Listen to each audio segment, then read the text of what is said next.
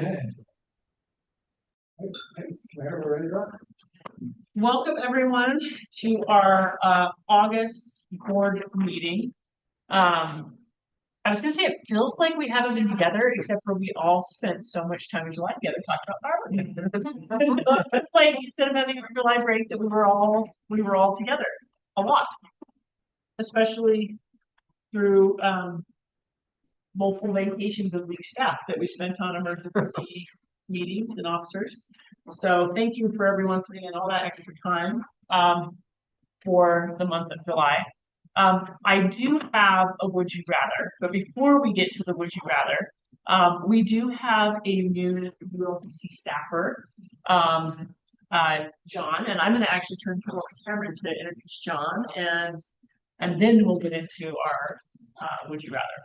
Perfect. Thank you, Mayor Bradshaw. Thank you, everybody, for joining us in person and online today. The last time we met was in Battlefield City Hall, and it is a little bizarre to think back to the end of that meeting where we did a fireworks update for Mayor Winship for 3 minutes because you had asked about me, hey, can we talk fireworks on the agenda? So, yep, here's the quick update.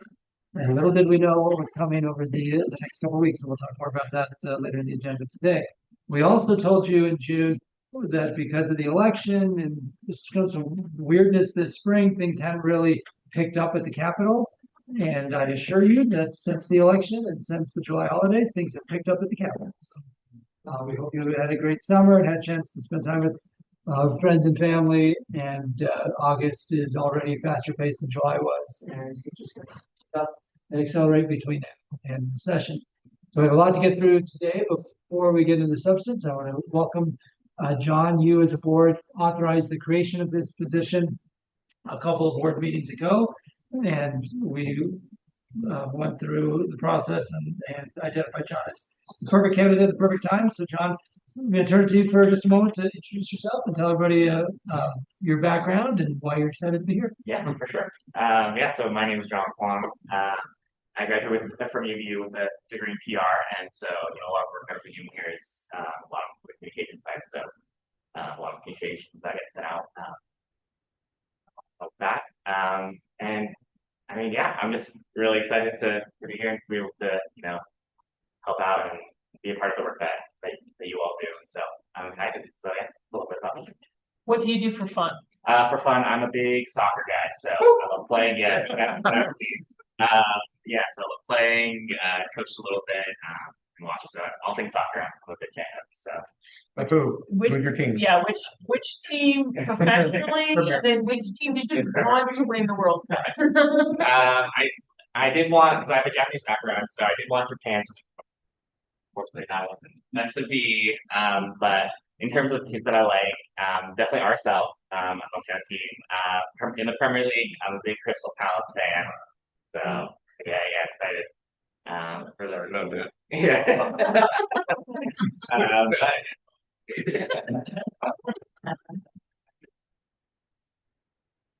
This group is not short of opinion. I'm just glad that's the problem. I mean, I don't shit. City fan at any time. City. Oh wow. I don't the gavel to that's okay. Goodbye. These two I can handle. I guess we'll see what happens with Palmer's turn. Well, John, welcome to the team. This is a great team to be a part of. I'm a big fan and a huge fan of the league staff in general. So great to have you. Okay, so now we will turn, especially now that Seth is here, to our would you rather question. Oh, good.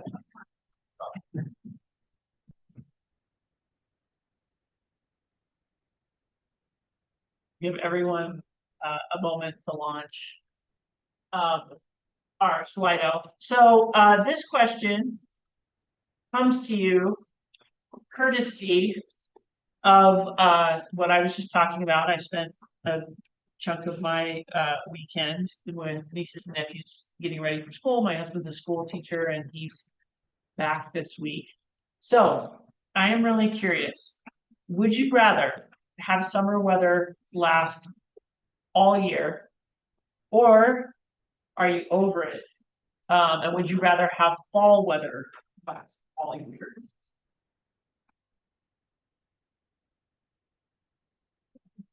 You have to, it's the whole thing. I mean, with summer, you get, late summer nights, sun up in the morning, but it's super hot. With fall, shorter days, it could be crisp, it could be windy, it could be raining. I don't know. Did the trees like just cycle through all year round? No, in Kate City, it's depending on what you all decide. Um, but yeah, the leaves will just stay either green or orange. Oh, that changes the game. Like fall. I feel like this group is looking forward to something by. That's not that. Yeah. So anyway, just want you, Yeah, same you know what, for, okay, it's fine. we weren't giving anyone references, nobody. Okay, did we have some commentary from Mayor Walker? So it sounded like a side commentary. Okay, Possibly. okay. Well, this group is pretty decisive. I actually thought that some of you would be like, no, I want the murder to last forever. Thank you for indulging my love of would you rather. Yeah. So, okay, but we'll move on in our agenda to our more serious topics. The first of our more serious topics is, has everyone had a chance to review the minutes from our last meeting? And is anyone prepared to make a motion on the minutes? I'll move to approve the minutes. Second. The motion from Mayor Shepherd, a second from Councilmember Dugan to approve the minutes. All in favor of approving the minutes, please say aye. Aye. Any opposed? Looks like our minutes are approved unanimously. The second item under that section is a call for any updates to the conflicts of disclosure. Does anyone have an updated form or any conflict they need to disclose for this meeting? Okay, seeing none, we will move on from those two items and move over to our ULCT boards and commissions report. And we will turn to Alexa for that item to update us. Looks like she's got a lot of things. I do quite a lot. I'll try to be quick. Happy August, everyone. So my first item is just an update on the Utah Communications Authority Board. You might remember from our last meeting, you told us that you would like to see a representation on that board be composed of individuals that are actively involved in the inner workings of a city. So we've been having discussions with city staff members and elected officials all over the state to gauge interest in those roles. And we want to make sure that we pick someone that's a great example of all the parameters that you set for us. So we're going to plan to continue having those conversations between now and our next board meeting in September and come back to you with recommendations in September. Justin, anything you want to say about it? And we've been having most of those conversations. Yeah, just to add on to that, I had a lot of conversations with several different cities about UCA and concerns that have come up with UCA, things that people would like to see maybe changed up a little bit. And so, because we haven't met with the LPC in a minute, we sort of asked the question at our last LPC, we didn't really even ask the question, we sort of briefly mentioned it, UCA. And a lot of people reached out to me and said, hey, this is not really what you asked, but I have things I want to tell you, which was fascinating. But we haven't really broadly asked the membership if you're interested in actually filling those positions. So we want to make sure that we do our due diligence on that one and ask it broadly at LPC next week so we can come back next time to board meeting and make a recommendation there. The next time the UCA meets is in October. That's kind of their big organizing conference, so we have a minute before we have to have someone in that spot. But that's where everything's at. So I will put the ask out here before we ask a widely LPC. If someone in this room or someone in your city is interested in serving on that UCA board, let me know. It can't be someone who works in the dispatch center or is directly over a dispatch center. So like a fire chief or a police chief would not be someone that could do it. City manager, city attorney, electeds, those are all on the table. So that's where we're going with that. If you have any questions, feel free to reach out to me. I have a chunk of my week really set aside to talk about UCA at this point. So if anyone wants to, let me know. I'm going to offer just one piece of commentary because it's something that I'll work through. But my city operates a dispatch center for the southern half of Davis County. And we had asked for additional console. We weren't able to get the additional console. During our 2 July holidays, we weren't able to go out in any of our sister cities or our fire districts to do DUI, pick up extra DUI shifts during the holiday season where that's higher activity, because of the limitations. So I continue to be just a little bit concerned that we're not maybe meeting or understanding municipal needs on the front lines. So I hope that as we continue to discuss how this board functions and operates, that we are thoughtful about putting some people in place that will be aware of some of those concerns, looking at an entity for whom we dispatch over here at Farmington. And so I look forward to that LPC discussion coming up. Perfect. I'll move on to the next item. So you as the board are responsible for appointing a representative to the Utah Cybersecurity Commission. This group gets together a couple of times a year and makes recommendations to the legislature in terms of legislation related to cybersecurity. Our current representative on the board member Kaysville Mayor Tammy Tran, her appointment on the board is ending, or actually ended already as of June 30th. So we are recommending that you appoint Hideout Mayor Ralph Severini to serve on the Cybersecurity Commission on behalf of cities and towns. Mayor Severini has a professional background in the technology sector that we think would make him very well suited to serve in this role, and he's really, really excited about the opportunity. Next, Joint Highway Committee. So I updated you on this as of our last board meeting.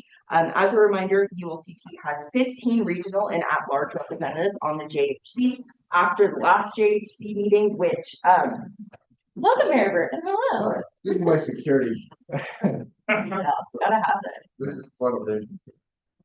I'm going out. Welcome. At our mid-year conference, so JHC meets every year at ULCT mid-year conference and UAC annual convention.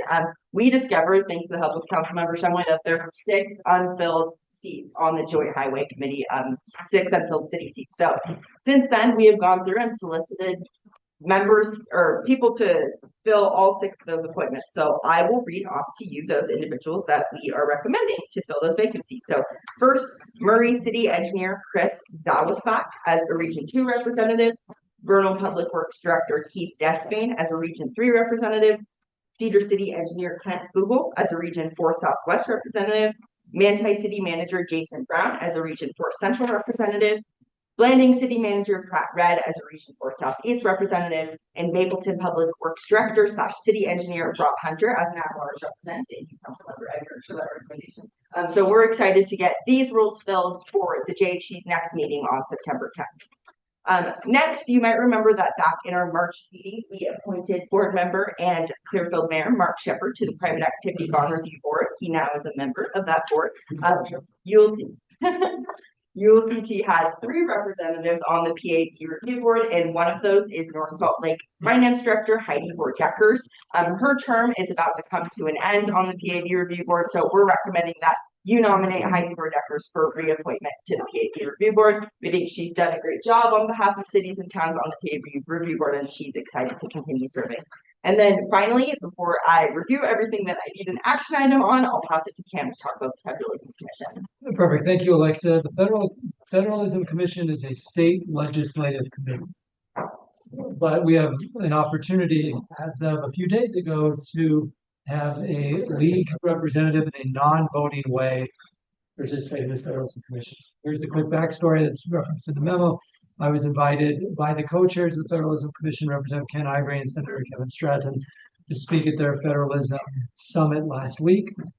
And then after that presentation, they said, we really want to have local government voices on the Federalism Commission, which again is a legislative commission, which they can't be voting members, but not voting members. And in my presentation, I spoke about the role of local government, why that matters versus the role of state government, federal government. Talk about the Hutchinson decision and how Utah's not a home rule, it's not a dealing rule, it's our own unique spot. And we had legislators there from all over the country. And I encourage those legislators to partner with their state leagues in the federalism conversation. Speaker Schultz I gave a keynote address there. So what we're seeing is there were 10 Utah legislators there and quite a few who were invited. But we said a bigger focus from legislators, from the speaker on down. In this federalism space, I think it's an opportunity for us to talk about how federalism relates to local decision making at City Hall. So they extended this in. I spoke on Wednesday. They followed up on Thursday. So we really want the league involved. And this is a monthly meeting that is meeting again this Thursday. So I told them we would move as fast as we could. So if there's anybody on the board who's interested in being part of the Federalism Commission, we can talk about that now. If people want to think about it or want to go through our normal process, we can reference the LPC next week and then shoot to join the Federalism Commission in September. So any questions about the Federalism Commission? Is there anybody who's interested in participating in the Federalism Commission with Representative Ivory and Senator Stratton? Or do people want to kind of give us a second to breathe on it, look for volunteers at LPC, and then bring it back to the board next month? I would be interested. I'm not available Thursday. I'm curious, so much of their federalism commission work up at the Capitol has kind of focused on a friction point between state and federal. Right. Now, sometimes we sit at that intersection too. Many of us have federal lands we work. Projects we're working with federal friends. Sometimes maybe we think our federal friends are more than the state thinks they're our federal friends. But it seems to me this one gets a little highly political because of that federal tension between the state. So how do you see our role being used? I'm just curious if we're going to end up being monkey in the middle. Based on last week's experience, I think legislators had their eyes open about the conflict point in the federalism, under the federalism between state and locals as well. Because part of the conversation last week was who's responsible for what role. So my presentation, Congressman Kennedy was on one side of me, Derek Bradley, Attorney General, was on the other. We were all talking about who has what role in government. So I talked about the public safety space. There's a role for the federal government, there's a role for state government, there's a role for city government. So as we talk about federalism and who does what, they need to have the local government voice as well, talking about who's responsible for what obligation. And that's why afterward they said, we'd really like you to be part, you as the league, and they're going to have the same invitation to the Association of Counties to bring that additional perspective. So yes, I think inevitably most of the focus is going to be on the tension between state and federal governments. I think this gives us just another avenue that hasn't existed before to bring that additional perspective. Always good to be invited to the table. What time is the meeting on Thursday? So the Federalism Commission meets that's why I said the legislative committee. Interim meetings are Tuesday, Wednesday, and then the Federalism Commission meets Thursday every month as part of interim. And so you have a bunch of legislators. Committee, they already currently have a list of non-voting members.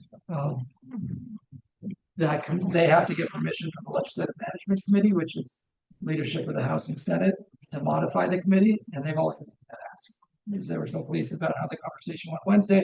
They've already made that ask even before we've come back to this board. They've asked the Speaker and the President to increase the number of non-voting members. So that would be something they take up during the session and a bill to increase membership. Nope, Like a no, letter it's to just- legislative management. Yeah, the legislative management during interim this week will officially consider that request.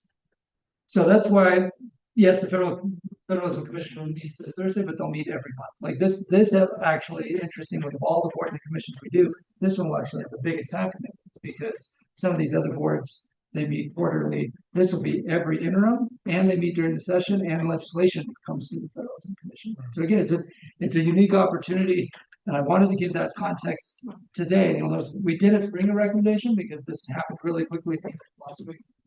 So if we want, we've had a few people have expressed some interest in it. If we want to just run it through our process, then let us announce it at LPC and Friday back so we can bring back a recommendation. So that's fine. We wanted just to give you all the details now, and if we wanted to if we wanted to advance the name today, then we could potentially get it ready for this Thursday. You, Mayor Gretchen, know how things work up the Capitol. Timing may not work for this Thursday anyway, but we wanted to leave it up. Let's open this up for discussion. I'm gonna, prerogative of the chair here by saying, I think this could be a very interesting role for us to play.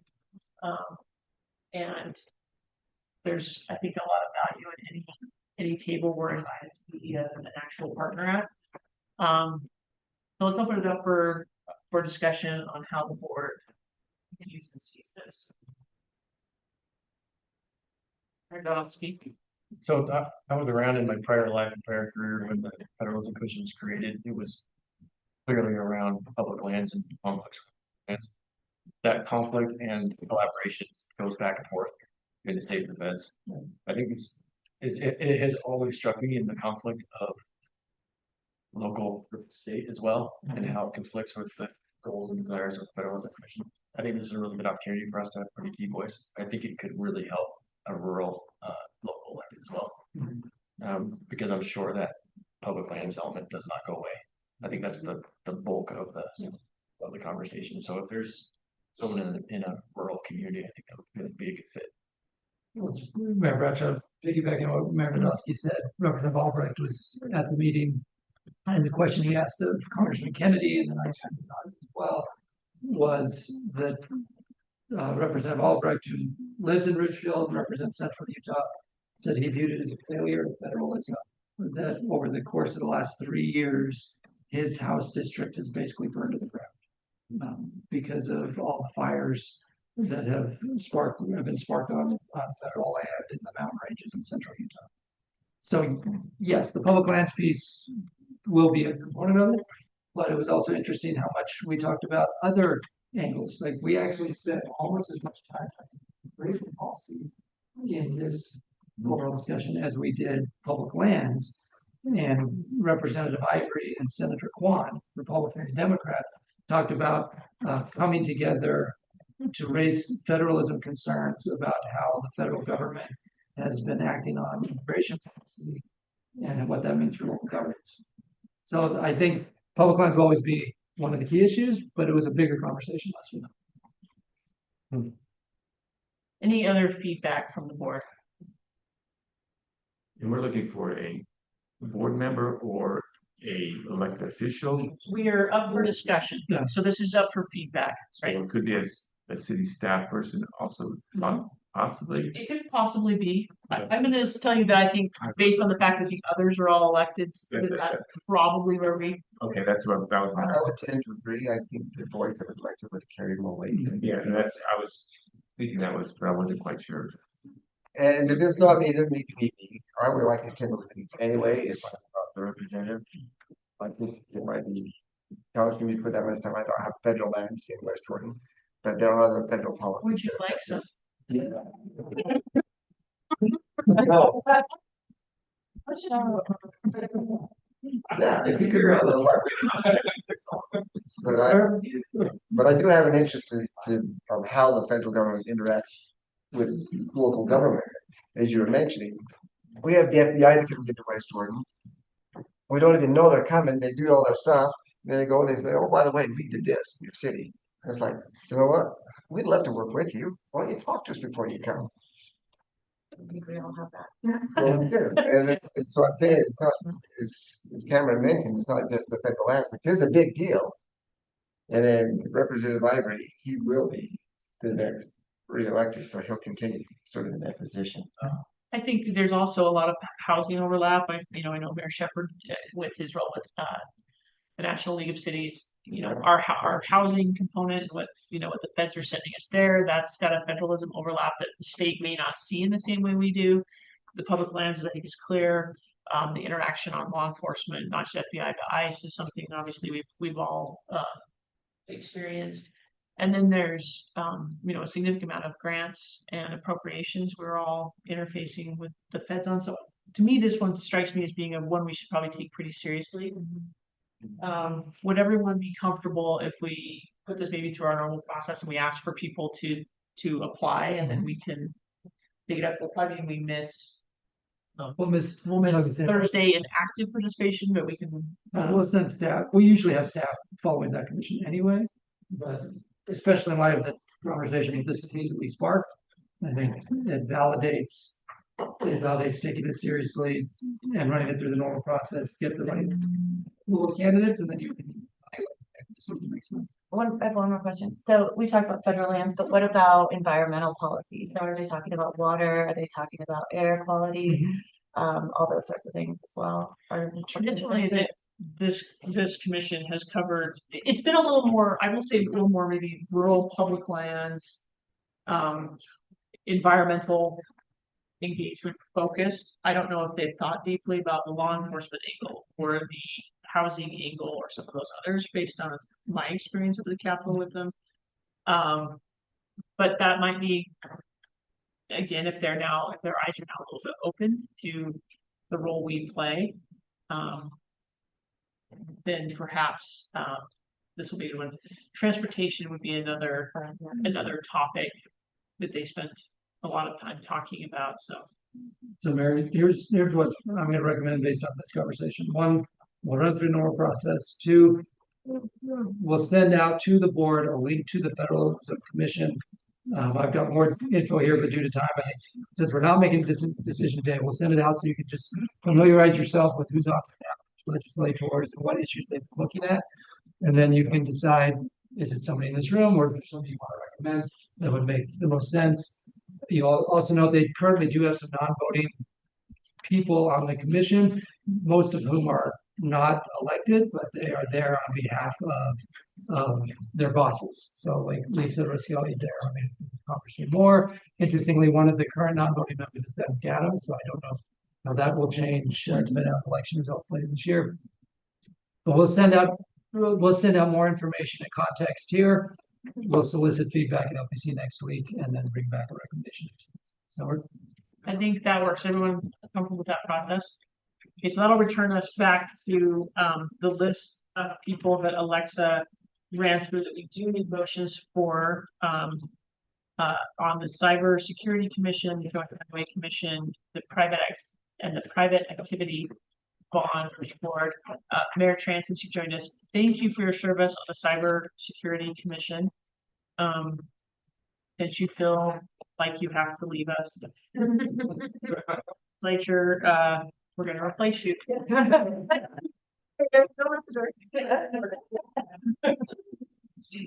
Well, we're like happy, sad for you.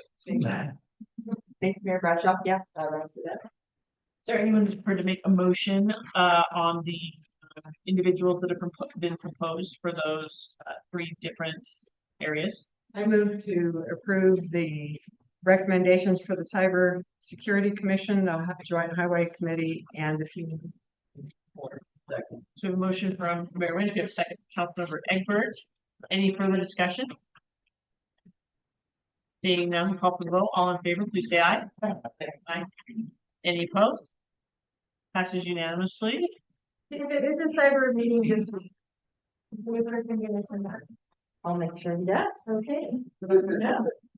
And Mayor Tran, if you know, I look at this, the mayor put out saying, I want to see Silver Stream. I know that's what Severini. Perhaps there's a connection that can be made to do a laying down handoff, and maybe you can help facilitate that. Yeah, absolutely.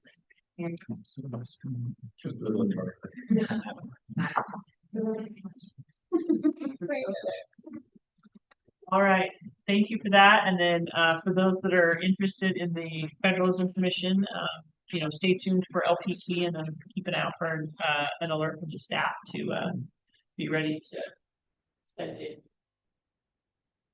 resume, your support letters, all your bona fides.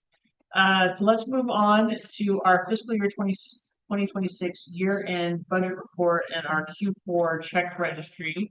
Nick, I'm going to turn this over to you. Thank you, Mayor. We are running a little behind, so I will want to go through this in my usual brief fashion for you.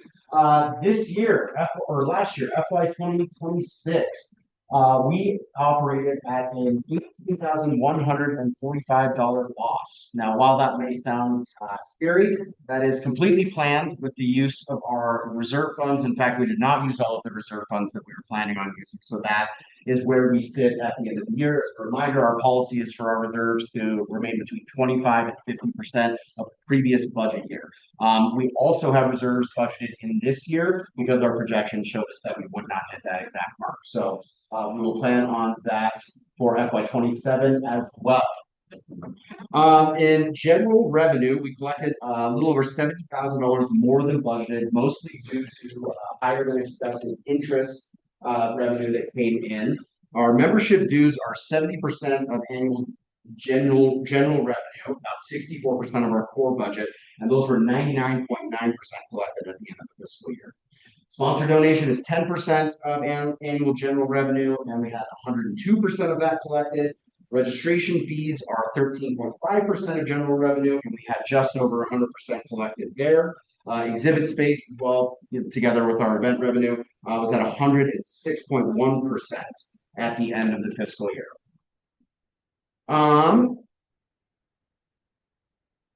So most of that, as I mentioned, the unrestricted reserves that we used, most of that was funded. Most of that was used to fund some special projects, like our Making Sense of Dollars update, our Powers and Duties update, our property tax videos. Those were all used for special projects. It's important to remember that when you see the revenue, both our unrestricted and our restricted reserves, they're budgeted in, but we never actually see that revenue on the budget because we've already collected it, and that's where that negative comes from.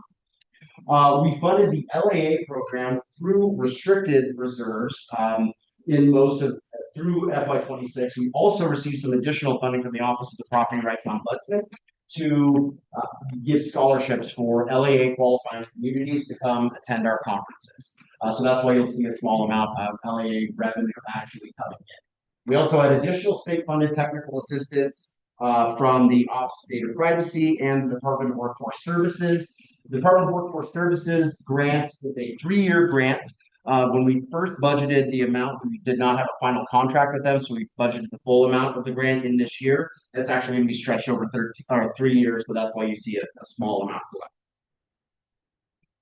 Expenditures. Overall, we hit 82.4% of our total budget with 82% of actual revenue collected. So that's why we have that negative amount. Personnel accounts for a little over half of our core budget, and it was 97.2% expended at the end of the year.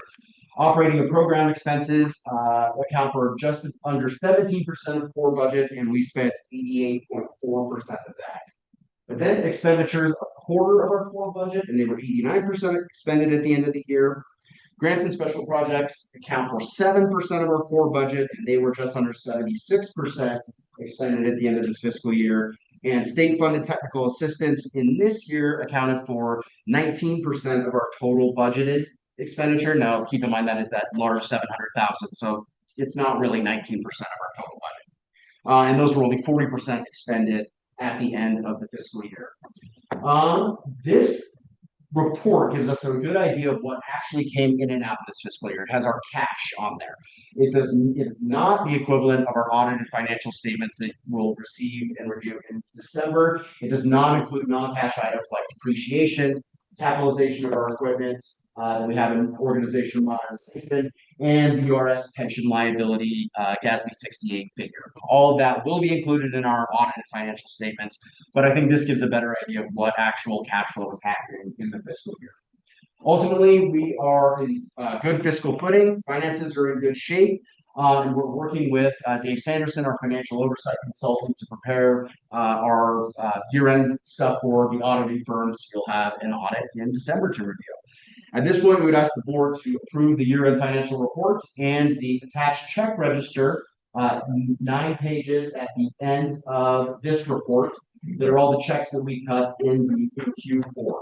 If you have any questions about any particulars on this register, we have the documentation in Angela's office. Any questions, comments, feedback for Nick on the information he's presented on the budget?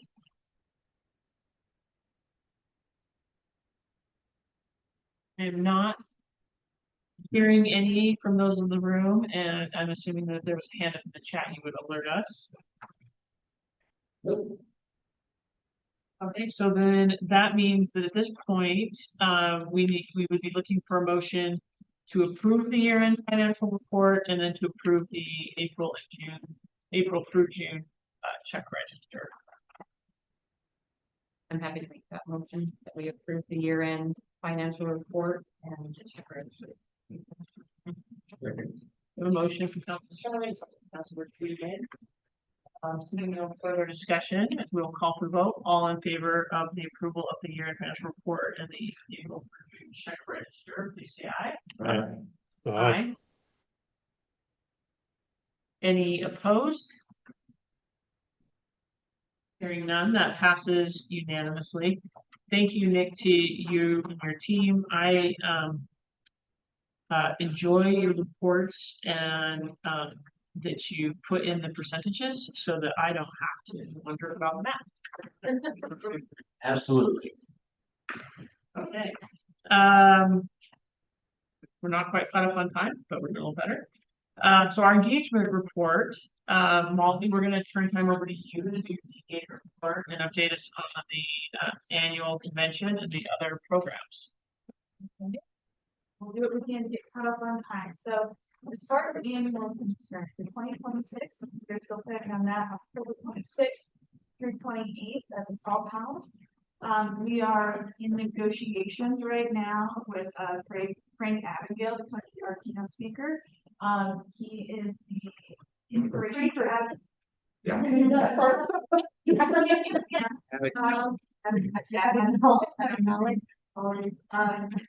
Catch me if you can. Or we're contract. We'll see.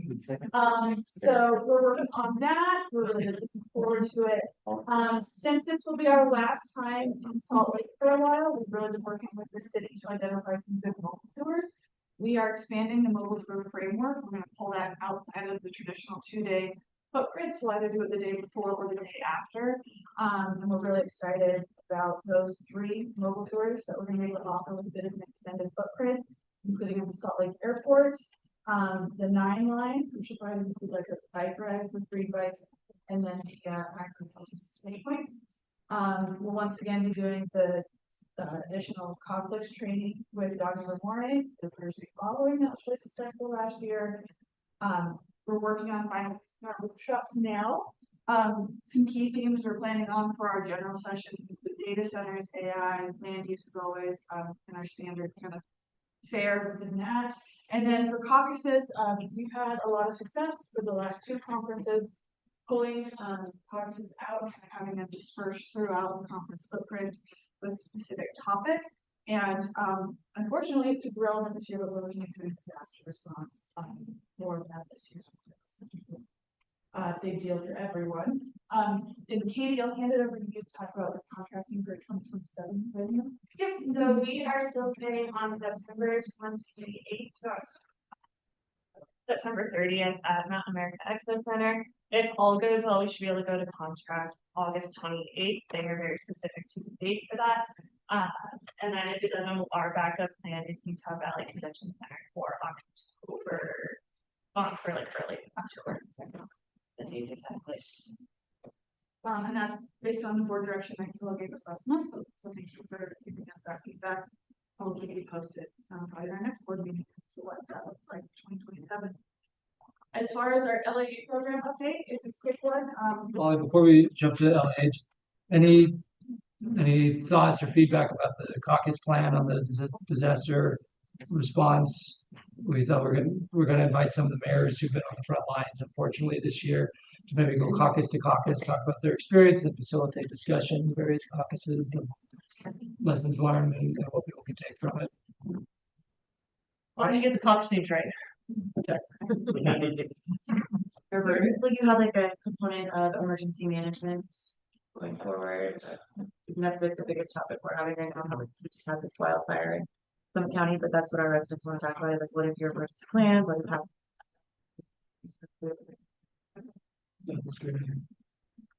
And to that end, if you have suggestions And unfortunately, there are a lot of mayors and council members and chiefs who have had some experiences this year. So we have no shortage of potential people to get up and talk. So if you have suggestions that could talk about that, and anyone who has experience, with planning, we're open to suggestions. We know a lot of people have had these numbers, and we want to honor that, but we also want to make sure that we can spread love. I think a bit, I don't know, sorry, I was just gonna say, for those that don't know, Park City had this notification go out last Sunday that was false. So the whole entire Summit and Wasatch County got an evacuation notice. We were in the middle of the Kimball Arts Festival with like 3,000 people on the street who weren't driving. It was very fascinating to watch how many people were just like, and like just it was just like, and I knew that it was wrong because I was like, this isn't right. But it was pretty interesting, now going through with the county and the state of what went wrong and what do we do when there is actually a real emergency and only Hennifer was supposed to evacuate, not 100,000 people. So it was a little chaotic. So we're working with the aftermath of that at the county and the city level right now. So That's a decent thing to consider, having someone talk about how those communications work. We had something happen earlier in Davis County where West Bountiful had a dynamite situation they were dealing with, and I think the entire state got the potential blast alert. And so to me, it seems like there's some training that everyone needs to have when you're going to use that system that might be really helpful. And then we were told, because we immediately had the chief of police and chief of fire say you need to reverse it, and so everyone knows, and they said no, it's not an emergency to reverse it, because then maybe the people in Hennifer won't leave, and so that even caused more problems because there were people evacuating. So it was it's been a quite fascinating week. So. I was just going to say that American Public Power put on a Zoom training on crisis communication about 2 months ago. It was excellent. So I'll get that information. That would the individual that did that, they contracted with this person to be private. If that's on. I know the focus here is all on the fire side house, but we've seen a lot of earthquakes across the globe at some high levels, and we are prone to that here on the whole Wasatch front. Now it's a different disaster. One could take a little bit more time when this happened immediately. So the focus I know is on fires here, but we also should probably make sure that we're This disaster response. Yeah, that's good. Yeah, I mean, fire is the most common. fire sure. But there's been, I mean, flooding with Mayor Wright online, like there's been, right. Okay, perfect. a string of awful things that communities had endured, so. Good. Yeah, and to that, I mean, it's a Cox meeting, so I would have been in our conference doing disaster management. So if you have thoughts about, Cox is 45 to 60 minutes, we want to leave time for people to share it well. So if there are thoughts about, what we should cover, people we should have help cover that. But yeah, we want to talk about flooding, earthquake, fire, meteor showers, whatever it is. I think your thing. Inundation. Yeah. And then just one other note related to annual. Part of the reason we're working with Frank is, yes, he has an interesting story, and several of you reacted to that, but because we were looking at the big themes that Molly mentioned about data centers, cybersecurity, AI. 2 months ago, nobody was talking about Flock, and now there's a different headline every day about Flock. Everybody will talk about an LPC next week. And so Frank, in his professional career, has made a career of working in the cybersecurity space. So we thought it would be a nice way to kick off those bigger conversations to have him. I know that's an interesting story. And it's a great movie to watch when you're flying on. It's not a Pan Am. Yes, I think it does. But don't put that on. Excellent. So anything else within annual for this year next? If we're gonna keep dancing around Tom Hanks, we're gonna give Tom Hanks. I will make a note of that. As our board, I think might have some strong considerations over revenue, budget, funds at that time. But we can certainly explore that option. Maybe we can afford it. If I camera brought up flock cameras, that's been a real big deal. In our city, I don't know how there's a lot of there's a lot of flock flags out there. And there's no good source of information to put out to the public. The information I'm giving to them is, well, this is what we can tell you from this, our citizens. And so I said, well, now I have to trust the city. Is there another source, another place of information we can put out to the public? I think we're gonna. Outside of government? Yeah. For the most part, so I think it's time since we're so far behind. Well, I just wonder if this would be a good topic for the. This is going to come up in legislation this session. So I would suggest it's probably more like an LPC is gonna need to work through this throughout the fall, because we're gonna be dealing with bills that impact what our law enforcement agencies can do, how we interface with state public safety, where the state is choosing to put them in our cities that we don't control, how the MOUs work. So I may need to do some training after the fact, but I expect our landscape is gonna shift in January of 27. And so we might just have to be reacting more real time in LPC. But I agree with you. Show of hands. Who has received emails about block counts? Maybe what we really just need is a counseling support session. Have any of you had people show up at your council meetings? Yes. Talk about it? Yes. And these questions are that we're gonna ask you by next week, because one of the things that we give you what it looks like, and I think we just got the representative sample of what our answers are going to look like next week. But yeah, trying to get a handle of that, and I've heard from several mayors like, I didn't even know about block until a month ago, and it turns out we have them in our city, so that's something we're all trying to get our hands. And then just noting that Mayor Wright said for an idea that Wayne County had some serious issues when they had awful murders that took place and how they communicated as well. So communication is clearly a hot topic to keep in mind. Okay, Molly, LAA program. So I'll be quick. Our funding was restored. We're negotiating that GOPP contract now. Everything else we can chat about next month. As far as the engagement report goes, I want to make sure you can time for that. We looked through our membership engagement in the last fiscal year, including email, our big annual events like mid-year annual, LPC, or webinars, and participation with the LAA program. And we found that we really have strong membership engagement overall. As this group will remember, you gave us two broad priorities within the engagement team. One is to engage with league members to strengthen their connection to the organization and tackle their ongoing challenges. The second, to provide league resources and events that meet the varied needs of our membership. So within that, when we were going through those numbers, we found that email is definitely the strongest way to communicate with members. We have over 145 communities that have at least one person opening each Friday Facts email each week. And then even for our bottom quartile of participants, for someone from that community is over 4 or 5 emails.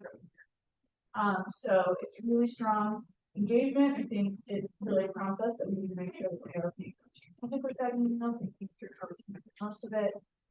We'll get into this a bit with kind of John coming on the team and the expansion over there, but we're really hoping that we can better leverage audience segmentation so that folks are getting content that directly applies to them, in addition to kind of the general pieces. Additionally, that if we look at our in-person stuff, that obviously is going to be more variable. That's, I think, based on geography and then also just based on kind of barriers to access. And not necessarily like the cost of the annual convention per se, but also when people are working during the day, and so they may not have the flexibility to attend LPC, for example. And so I think we've been seeing that, a lack of in-person attendance isn't necessarily a lack of interest, but really just kind of a lack of resources to be able to make that connection. So we have really been trying to think through how we can better leverage that. And I think we also saw that our regional and sub-regional events, we don't have the actual participation numbers for all of those this year, but they're really important opportunities because it does lower that barrier. They're in the evening, typically or over the lunch hour. We are going into trying to make an effort to make it a low stakes, way for them to interact with us. We're doing that really well this year.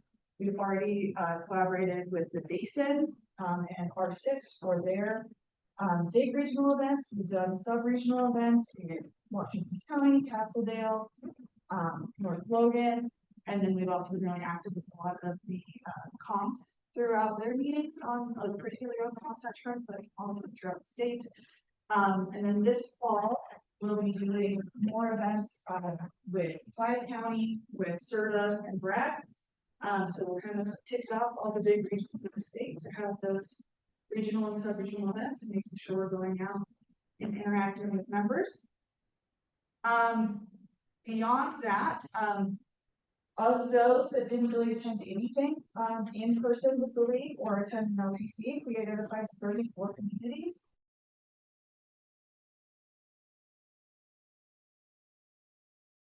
So really making sure that we are capitalizing on what we're doing for Friday Facts and making that the best weekly email it can be. And then also continuing to improve our engagement measurements. So right now, like I said, we don't have the data necessarily for who attended all of our regional and sub-regional events. We have a good idea of it, but making sure that we are better capturing that. And when it's a partner organizing it, making sure we're getting that data from them. So overall, I would say the engagement amongst our members is very strong. Huge kudos to our team, I would say, on all the work that it takes to do that. Everyone is pretty darn busy and also is taking the time to go on the road and get all over the state and making sure we're connecting with folks. So happy to answer any questions on that. And then, yeah, I'll just say, we introed John at the beginning, but he's been here for about 5 weeks now. He's done a great job learning everything, helping us clean up our website, helping us with our webinars, and really helping to expand the capacity we have to be more intentional with engagement. And we're really grateful to have him on the team. Any engagement report questions? I've enjoyed getting out to some of your COGs and comms. And I know that our Palmer we get out to a few as well that I couldn't make that were longer trips. So yeah, it's always fun to get out and see your places and hear those stories firsthand. So Great. Thank you for helping us get out there and do that. And then, if there's something we can do in your area, or if you wanna, make sure you're getting out and meeting folks, we're happy to do that. Final piece in engagement is the Making Sense of Dollars update. That is our budget and finance book. We are in the final stretch of getting that book completed. We should have that published and ready to go by annual. No, we're good. My head is less clean. So for those that are online, we've just had a little Zoom computer glitch, so we're pivoting and they've set up new speakers. Hopefully you can hear us okay. If you're online, can you just give us a quick thumbs up or something in the chat to let us know that you're receiving okay?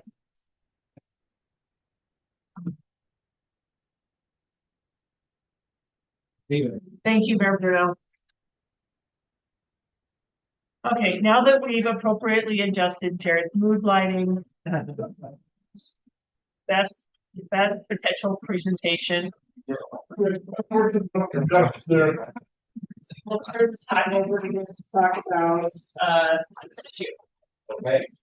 Well, I wanted to bring up just kind of a background before we dive into where we're at with the Salt Lake City case. So in the past, there have been many members that or few members that have asked for the league's participation in litigation, whether that be drafting and our own amicus brief and filing that or signing on. Do you remember in the last year, the league board decided to sign on to the city case supporting Uncle Moab.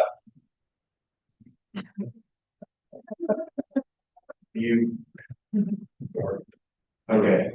You've got it.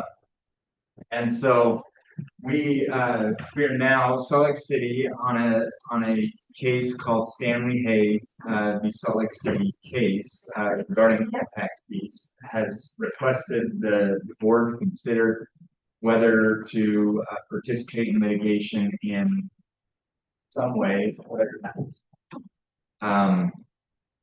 with that, the board has passed the amicus brief policy or litigation participation policy that guides whether that gives consideration as to what the board may consider in determining whether to sign on to an amicus brief.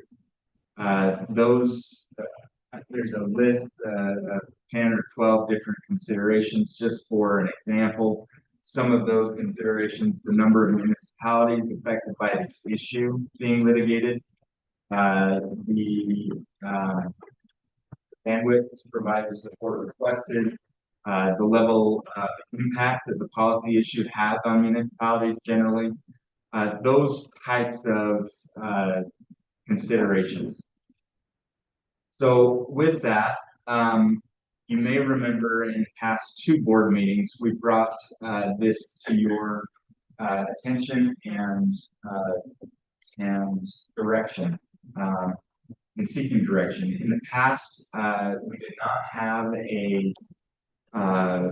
a amicus brief, final amicus brief from Provo City for the International Municipal Attorneys Association, or Lawyers Association, and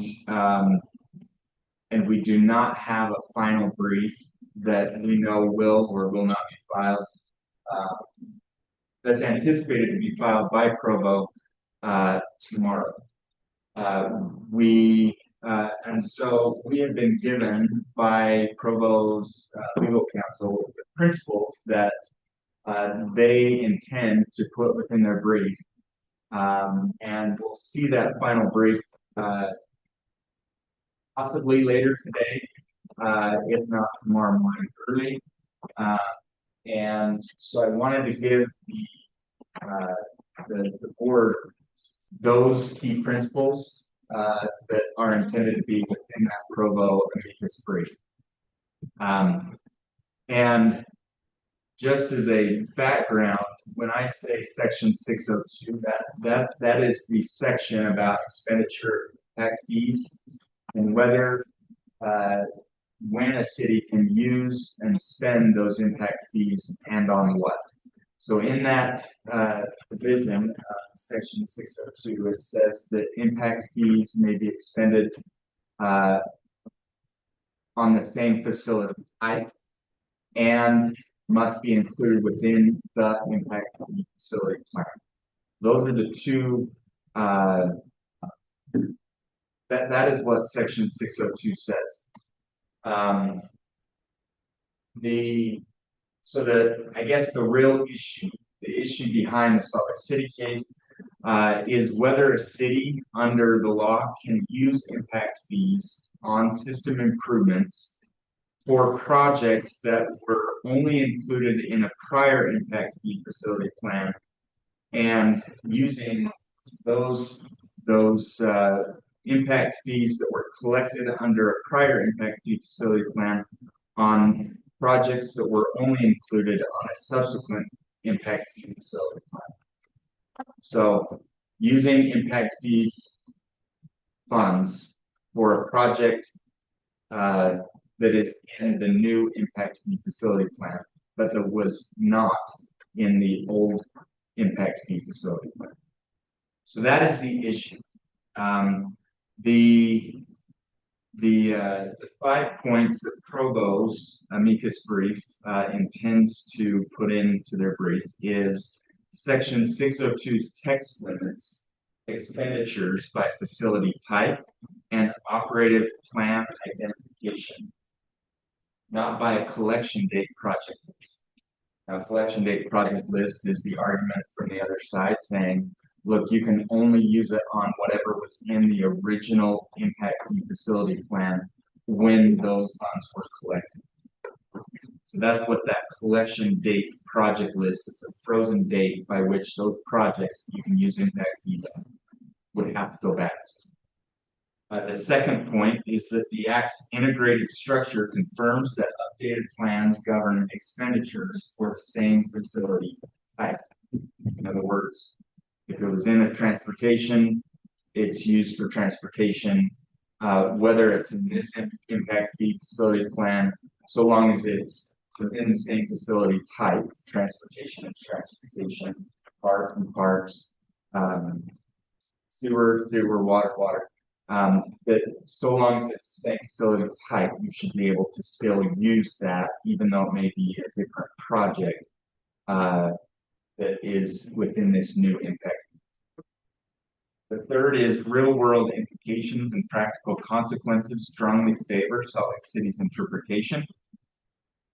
The fourth is Stanley's, which is the other side. Frozen project list rule would destabilize municipal finance and infrastructure planning statewide. And then the fifth is Salt Lake City's interpretation synthesizes the Act's purpose and supports sound public policy. So those are the 5 key points that Provo intends to put into their brief. It is anticipated that UAC as well as INLA will be signing, and maybe other entities may be signing on to Provo's amicus brief. Our recommendation to the board at this time is that the board approves signing on to Provo's amicus brief with the caveat that the executive team is given authority to, once we receive that brief, so long as those principles are the same as what we see, that we feel comfortable moving forward with that. So that would be our recommendation, that we move forward with signing on the Provo's brief, with not knowing what Provo's brief actually specifically says. These are the 5 principles that will be. So that's where we're at with the recommendation. So it's a qualified approval? It's an approval. Is it trust but verified? We just haven't seen the final brief yet, and that's really what it comes down to. So we anticipate. But we actually won't sign on it until actually June. Right. And I do not see any changes being substantial or different than what legal counsel at Provo has told us. And so I anticipate it will be those 5 points. And I think you can rely on that being the case, so that your decision is based on what we believe Provo will have in there. I can say as an attorney, you use every bit of time that you have in drafting a brief, even though it can always be better. And so I think that's where Provo is at. The legal counsel is, they're using every bit of time to get that in line. And there's been a lot of things come up in Provo City's attorney's office that have been difficult time-wise as well.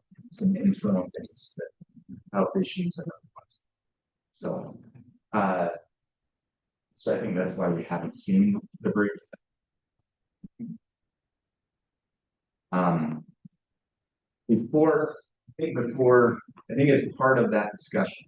So I'm gonna put that on the table, and then we'll circle back to, if it's okay with you, Mayor Bradshaw, that we table that and come back to it, because I think it's, just so you know, one of the things that is important to consider is that Salt Lake City's case with impact fees is just one item in what you will see with the legislature, both during the interim as well as during the session. As Justin mentioned, there's the audit that will be the conclusions, we were able to meet with them. And there may be questions that come down from that in some sort of fashion and that we'll need to consider.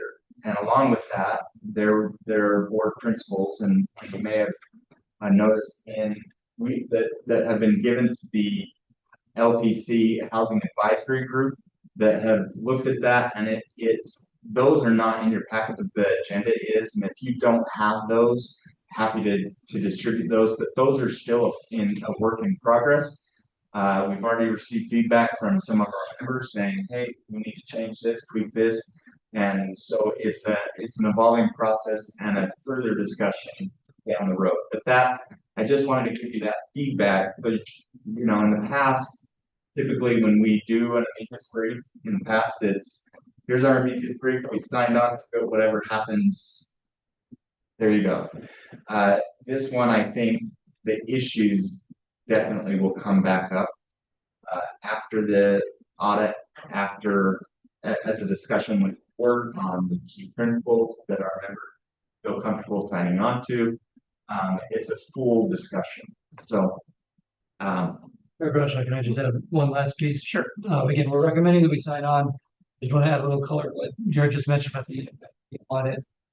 Justin, Marston, Jared, we per state law, we cannot share the details of what they shared with us beyond what they authorized us. What they authorized us to share with the board today is they are looking at friction points around impact fee law and policy and implementation, and those include definition around nexus and rough proportionality, the policy considerations on service areas, which is part of this amicus before you, impact on affordability and the like. So they're looking at all those pieces. We will know by mid-September whether the audit will be released in October or November. And then we as league staff will have the opportunity to weigh in on that audit before it goes public, similar to what we've done with audits in the past. And then once that audit goes live, we assure you there will be some, as Jared said, some difficult questions for us to consider, and there will be a lot of attention from the legislature on what comes next. Okay, so right now we have a recommendation to sign on with a caveat that the final decision based on the draft will be left to the executive committee, but we're holding on that until we get to the rest of the discussion. Well, that was the rest of the presentation. We want to give you that context after we make that recommendation. And then just process-wise, it has to be filed by tomorrow.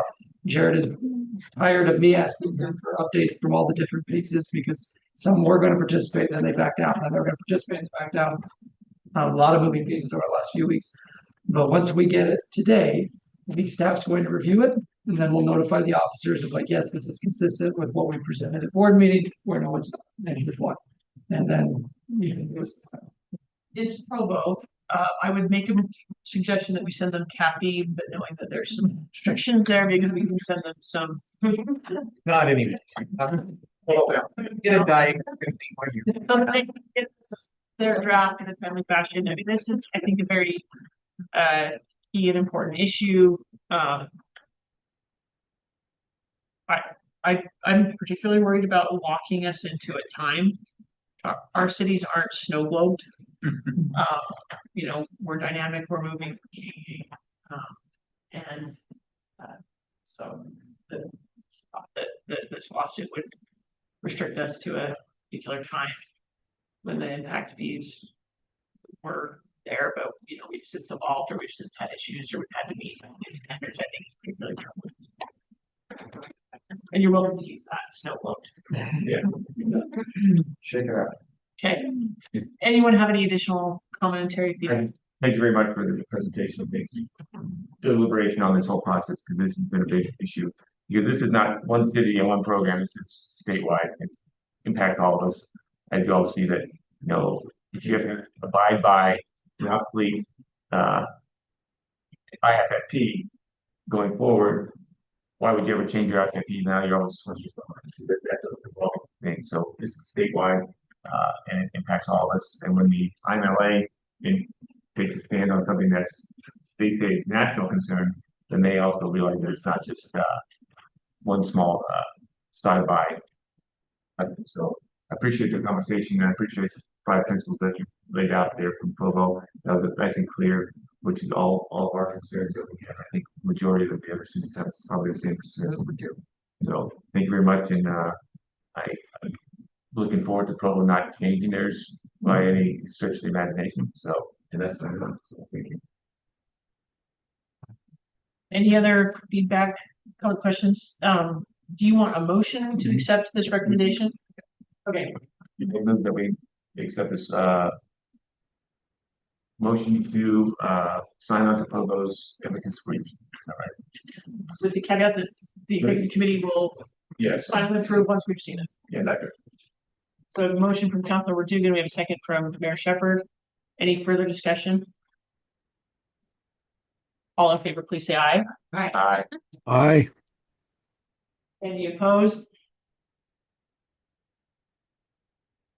Okay, looks like you have your direction and report on action there.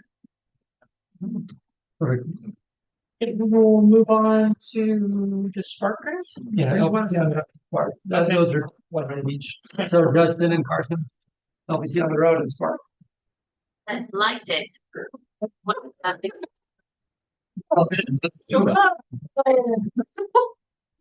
that voice before. Justin and Carson. So, I'll be quick about the Parker grant. Some of you know, we've mentioned this at LPC a couple times, but we applied last winter, we applied for and received a grant from the National League of Cities to study the cost of complying with new requirements. As you all know, every time there's a new law proposed, there's a fiscal note. Sometimes there's what the direct cost. This is the public on cities or change tax distributions, direct cost on cities. Those are easy to quantify. What's very hard to quantify is the many bills that have some requirements. Sometimes it's small requirements, sometimes it's major general plan requirement. Some additional staff time, some additional consulting time for cities to just comply with state law. Now we've heard a lot of other entities like school districts, counties, bringing concerns to the legislature about this. Those have largely fallen on deaf possible here. So we're trying to take a different approach. We're trying to quantify cost that time. So we're working with the Utah Foundation. They're going to be a third-party neutral group to manage the survey, run the survey, perform the analysis. So it's all independent.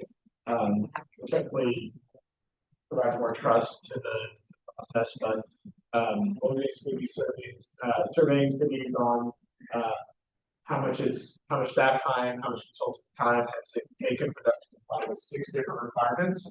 It's a mix of federal and state requirements, things that we supported, sometimes some things we've opposed, but we want it to be kind of a combination of different elements. So I won't go too much into the details of methodology, but we'll be working with city managers first, and then we'll reach out to other folks separately to try to get as many responses as possible. So we'll let you know once the survey is ready to be fielded, hopefully this week or next week, and then we'll keep you posted on results as they come in. But we think this is a cool opportunity again that the National League of Cities is helping fund, where we'll be able to get a pretty good understand what that kind of fiscal impact is that I guess argument that we heard that conservative. So we can put a good number to it, will help discussion, and I think it'll hopefully help us get to a better point with communication with the legislature about even bills that we might support or we're neutral on. There's still some cost there. How can we work with them to either define those requirements a little bit more, or at least spread on the impact, so it's not just updating your constantly every year with safety requirements. That's what we update there. Are there any questions? Looks like we don't have any questions. Feels like great feedback. Federalism Commission. Okay. All right, traveling LPC. So last time we met, we pitched the idea of traveling LPC around the state, and you all said we should do that. So we're going to. Here's the schedule. Here's where we're going. Next week we're going to be in Saratoga Springs. And before I say, well, I'll do the schedule when I come back. Yeah, so next week in Saratoga Springs. In September we will be back at the Trust. We will be doubling up board meeting with that one on the 21st of September. In October, we're going to head down to Manti. So thank you, Mayor Winch, for having us down there. Excited to come down here neck of the woods. And then in November, we're going all the way down to Santa Clara to Councilmember Hinton's neck of the wood. That's part of the state in November. Yeah, I know it's rough in November. That was a tough sell. But that's where we're heading. So we're excited to see how this works. I do want to thank some of you reached out, offered up your cities as well. We had more offers than we had space for. And so depending how this goes this fall, we may be back to this next year. And I'm assuming we will be because I think it's going to go well. But our hope out of this is really to get some different faces in the room in some places and maybe some different faces on Zoom. But excited about that. That's where we're going. Any comments or questions? What's that? Well, if you find that's up to your state. The league will not be reimbursed.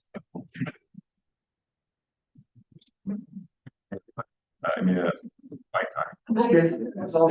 Okay. Well, so yeah, we're excited for that. That should be a good opportunity to get out there and, like I said, change up.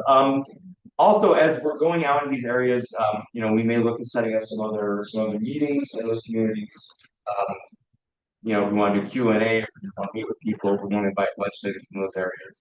We think there's a lot of benefits to that as well. So maybe we'll be exploring if we start traveling out there for LPP. Well, that will be certainly exciting for us to be in different places, and I know that will be very exciting for Councilman Hinton to be able to host as president in her city. So, Madam President, can I just say really quick? Sharon and I did we were just coming out of COVID and people were starting to meet in person again and starting to, gather but not come clear here if they want from here, whatever. If we did this and we went and we visited each region, we tried to meet with folks from every city possible around the state where they're at. And it was awesome.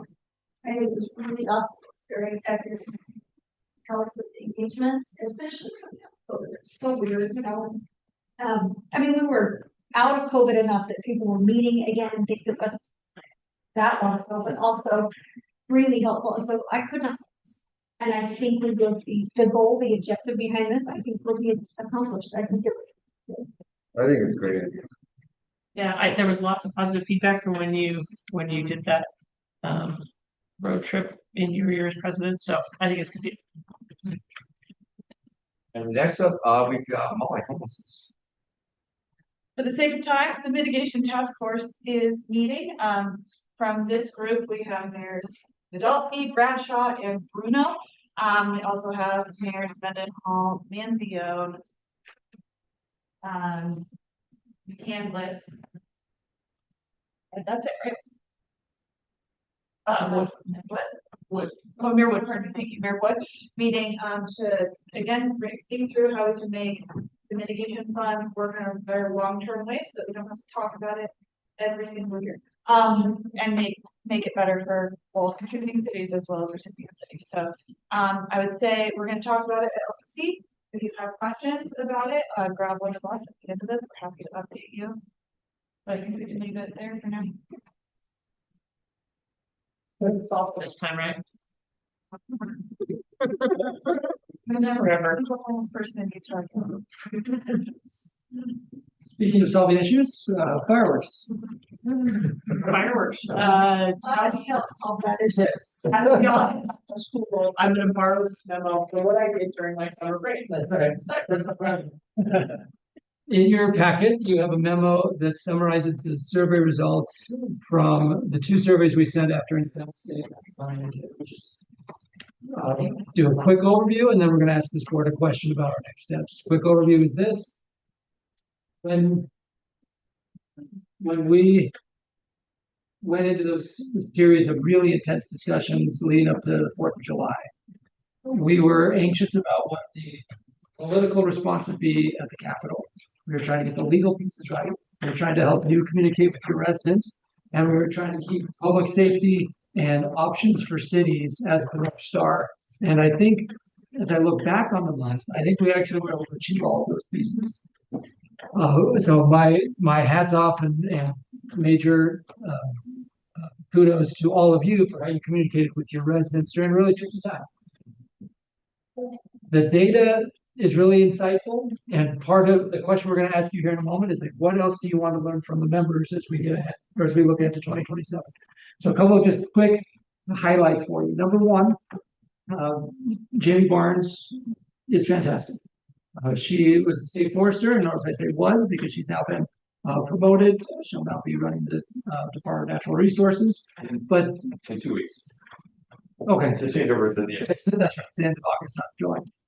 She was incredibly collaborative. I know many of you were on the webinar that we pulled really short notice, and I think it's really important to acknowledge that with everything she had going on at the time, that she and her team set aside the time to meet directly with us. And between those two webinars, we had over 750 people signed on to the webinar, let alone however many people were in the room watching the screen. So that's really incredible engagement and collaboration from her and from her team. Second thing, interesting response from the membership. When we sent a survey after Independence Day, we had 115 responses. When we sent it after Pioneer Day, we had 31 responses. So it's hard to rely on a survey of 31 responses because in that survey, we asked for feedback of what should our next steps be and what level of priority should this be in 2027. And we as staff are anxious to base a recommendation today on a survey result from 31, especially compared to 115 just a couple weeks earlier. Number three key takeaway. When the governor approached Independence Day with a ban and then you could opt out, we had 213 of the 257 cities and towns that decided to stay with the ban. So 83% of our municipalities stuck with the ban. For Pioneer Day, when we changed the legal framework to there was no statewide ban, but the forester would use her authority upon request, we only had a third of the cities who requested her authority to ban citywide. Then the memo goes into some of the additional nuance. But I think that's just important for us to keep in mind. And there are a variety of reasons for that the survey demonstrated. Some communities said, well, we feel like because of the monsoonal weather, certainly in central Utah, the floods were terrible. In central Utah, they don't in southern Utah. And so it's hard to talk about a fireworks ban when you have water running through the streets. So different monsoonal activity, but that did not affect northern Utah. It was still incredibly dry up north, and then communication with the public and pushback from the public about the first ban. So there's lots of reasons why those numbers are different, but I think it's important for you all to know how different they were Independence Day versus Pioneer Day. Okay. So with that, there's a lot more detail in the memo, but Carson's going to pull up a Slido question here. And the question we're asking you as a board, because we have LPC next week, is what else do you want to know from LPC that will help us prioritize where we go in this session? We included a link to the fireworks resolution from a decade ago. And just quick institutional background for those who weren't in office a decade ago. We made some pretty significant changes to fireworks law policy a decade ago, and then made some additional changes in 2021, which was the last time we had the severe drought conditions that we have now. Representative Dunnigan was involved in both of those, ran the bills both times. And from a staff perspective, we feel like that resolution still generally spells out our core principles here. I think what we want to know from you and what we want to know from the membership is just what should the priorities be, if any, going into the 2027 session beyond what we already have that resolution. Like in an ideal world, all these decisions are made at City Hall. The legal framework in Utah is not quite that.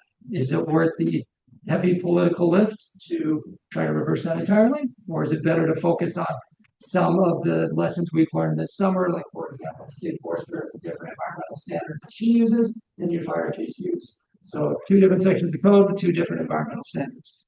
I didn't realize that until doing the deep dive over the last few weeks that your fire chief and the state forester are using different environmental standards. That seems like something we should look at, right?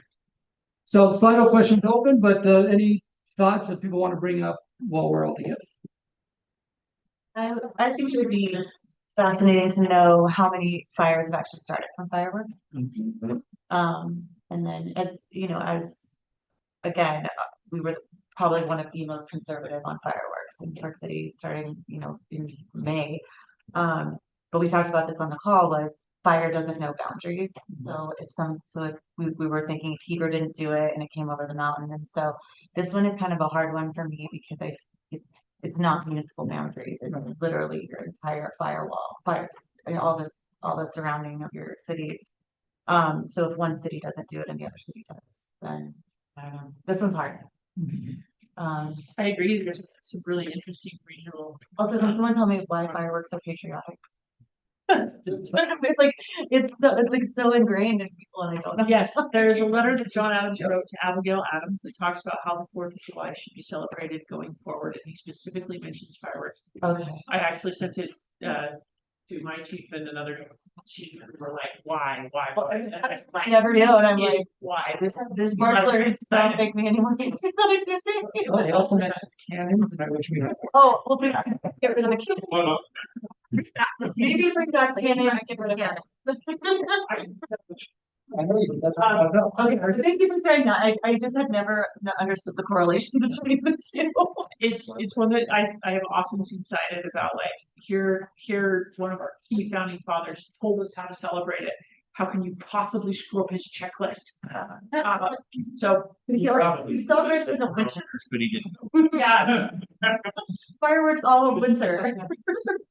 One of the things I think that would be interesting for us to talk about at LPC is there's definitely some in the retail community that I think we're willing to be very collaborative players with the hope that we might support a one-off late fall makeup celebration when conditions might be better. So I would be curious for us to get a gauge on if this that's I have heard about air quality being a primary concern if we do that on Monday. It's not like we don't do it already on Monday. But I agree. I think it would be helpful to know where our places are. Yeah. I would say that it could actually, this goes back to the chiefs and the fire marshal. That could actually be a time when you're actually even drier, if you don't get that rain. So now maybe your guard's down, you're at that time. So I'm not sure if our fire season has a time frame anymore. It used to be like summer months, now it's almost year round. I think that could be a dangerous thing to say, oh, precedent that we're gonna have in the fireworks in the fall when we haven't had any rain for 2 months since that time frame. So, and this goes back to my point on. So, we made these decisions on the 2nd of July and on the 22nd of July. And is there a way to make that decision so that neighbors and cities are not so confused that maybe extend it so that's not for 2 weekends, But do conditions change on short notice? they do change on short notice. Yes, life changes on short notice, but in this case, I think we spun around quite fast and quick, and your cities are also, and you also have to deal with teenagers. They don't. So I think of making a decision a little bit earlier and maybe extend it. So that was my only take. So Councilor, I think as a person who was involved in the daily conversations and then on being the league officers, I want to thank them. Prior to the webinar and the emails you were all getting as league members and league members in general, we were in daily communication as I was updating them on what the governor and Forster were considering. And we sent them a memo in between the holidays laying out here are our recommendations as we get to Pioneer. And then what kept coming back from the governor's office, and you can judge good, bad, or indifferent. I think this was a fair consideration on their part. Was they said we see these weather patterns, and we want to be fair to what we said leading forth that we were going to make a decision based on the environmental conditions. And so they waited until the last possible minute to get the most accurate environmental conditions. The drawback, of course, was the communication and the execution of everything else, but that was the trade-off. Now, again, the legal framework we're operating under right now is that decision is made by the governor.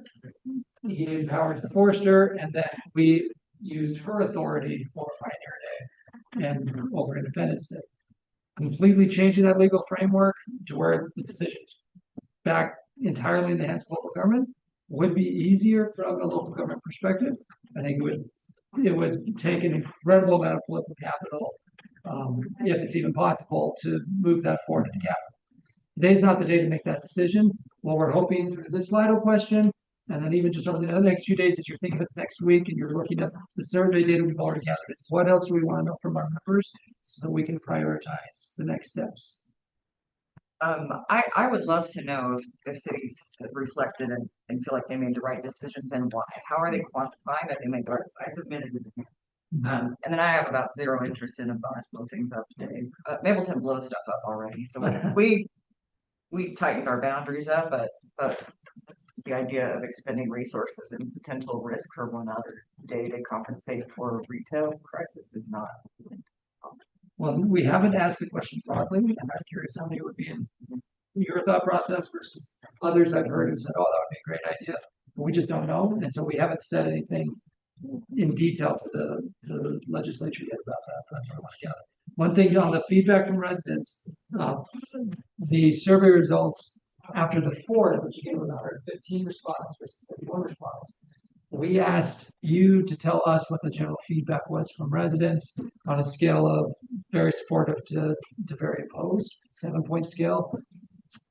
41% of you reported the public was very supportive of what the city did. 36% reported supportive, 7% reported slightly supportive. So those three on the supportive scale were 83%. And then another 7% said neither supportive or opposed. So only 10% said our residents were opposed to what we did. Now you'll notice I didn't frame the question of which one did you do? It was you took action. Did your residents support you? And it was overwhelmingly yes. We asked that same question after Pioneer Day, but the survey result or the survey sample size is just a little bit smaller. So can you split those out so we can understand the decision that was made and where the yeah, support? I mean, I think about our situation where we constrained a little bit, but still allowed.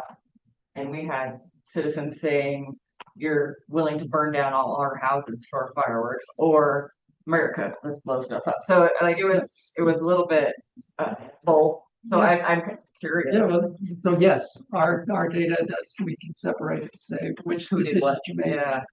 And then again, in Independence Day's case, 83% of cities just used the full ban. 17% either didn't use the ban or used it partially. Then that completely flipped for Pioneer Day, but we don't have the same robust data set for Independence Day. So that'll be part of the goal. LPC is trying to fill out the data set so we can sort of the long lead for fireworks in that fall time come up to West Point. It's it's like their illumination event. It's like Disney level. We do have New Year's, and I expect there were some people in our community, even though they could, they chose not to, and I don't think they're going to give the fireworks back. So I'm expecting that New Year's will be real. Honestly, we probably don't want them to store, right? Yeah. There's not only New Year's, there's also Chinese New Year's that happens in a similar time frame, kind of that winter time frame. So I guess to the ULCT team, do you feel like this is going to get you what you need to inform LPC? I think there's going to be what would we like to talk about, and then there's going to be what the legislature will tell us that they would like us to talk about, that I'm willing to talk about, and there may be overlap in that Venn diagram, or the circles may be very far apart. which is why we're trying to make sure we know what our members would like to see accomplished here. So that as we get into the sausage making, maybe we say, these three things are really important to us, but we can live with the change over here that's less important to us. That's what we're trying to gather now before we're in that meeting. The credit representative, again, he and I chatted at length in July. And I told him we've learned some interesting lessons, like I mentioned, the environmental definition difference. He said, I didn't know that. And I said, so I'd like to sit down with you and just walk through some of these lessons learned, because legislators defer to him in this space, and he agreed to do so. So that's where we're trying to gather the information and take back for those conversations. So for purposes, Representative Dunnigan is a very thoughtful leader. I'm glad that he's going to be doing some of these efforts. I think it's important not to have explosive personalities. Sure. I did that. Thank you.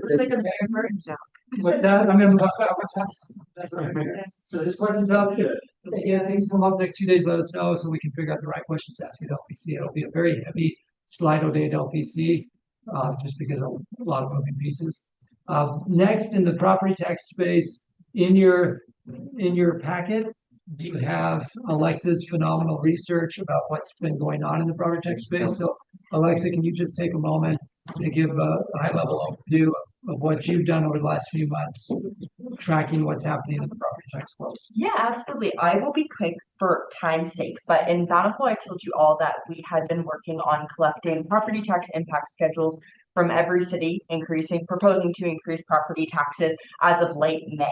This memo was built off of that data, those property tax impact schedules from May.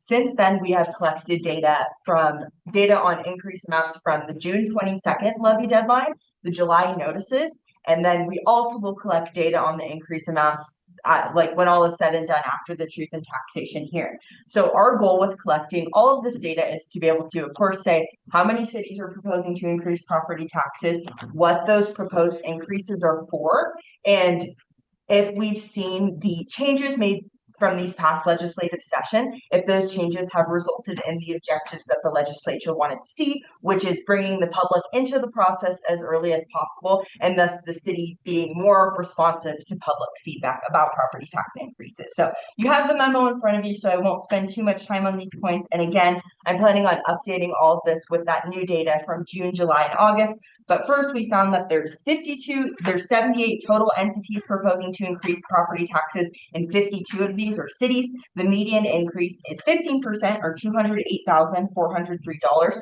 We found that public safety accounted for the biggest variation in those increase amounts. So cities that are increasing property taxes in part or all to cover public safety expenses or have a median increase of $465,000, which is about 489% higher than the median increase for those cities that are increasing property taxes for reasons other than public safety expenses.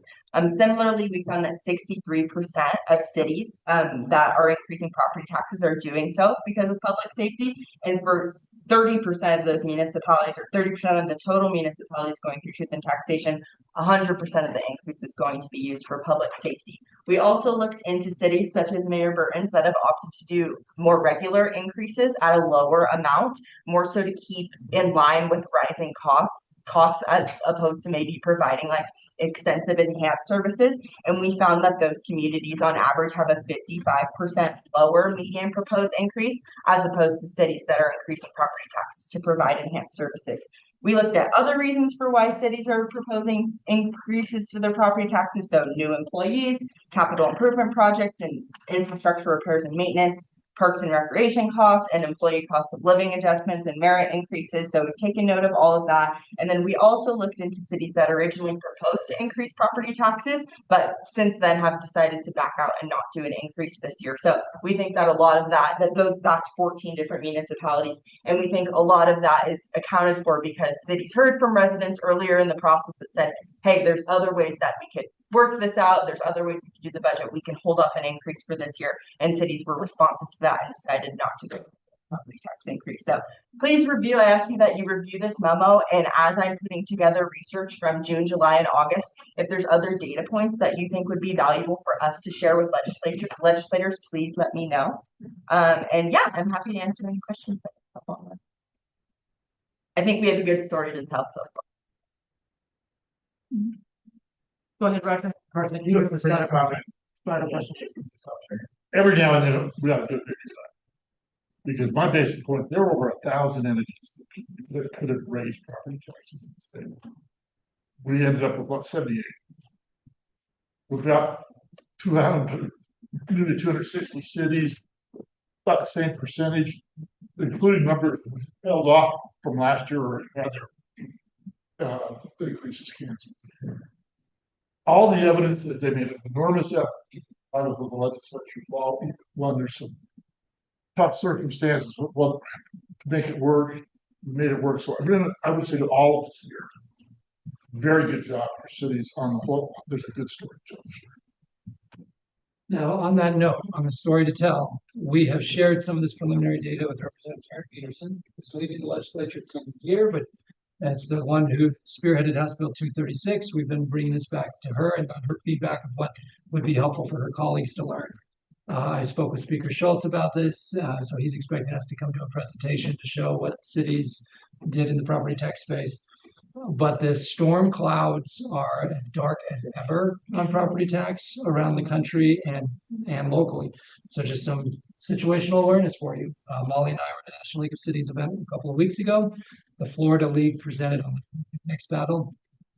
They have a governor-led constitutional amendment on the ballot in November. That, long story short, phases out municipal property tax. Wow. Keeps property tax for schools, phases out municipal and county property tax. In the What are they replacing it with? nothing. And in the aggregate, it would be a $6 billion shortfall for local governments. And Florida's. Okay, but what happens in Florida doesn't stay in Florida. Ohio has a similar constitutional amendment. I have here from one of our summer conferences, this is the Essential Policy Solutions from ALEC. This is a conference that a lot of legislators attend. I've got several materials I brought back for our team that I attended. Interestingly, ALEC, if you read the property tax reform section here, highlights Utah's truth in taxation model as a national model and saying states should follow this. So we've had a lot of questions from state leagues around the country, like, tell us more about your truth in taxation approach. Molly and I are participating with other state leagues through the National League of Cities on the property tax, and the videos that we put together this spring that many of your cities used, we shared at our National League of Cities conference a couple of weeks ago. And Florida's going to use them as well as other states in how to explain property tax to residents. So I should take it as a good sign that ALEC is holding up our model. But we've heard from multiple legislators who are still frustrated that Utah doesn't have property tax caps and that Utah doesn't have more restrictions on property tax. And then we've been following the localized controversies around the state, and there are several cities where we anticipate referendums. And in one particular city's case, the state senator who represents that city is one of the co-sponsors of the referendum.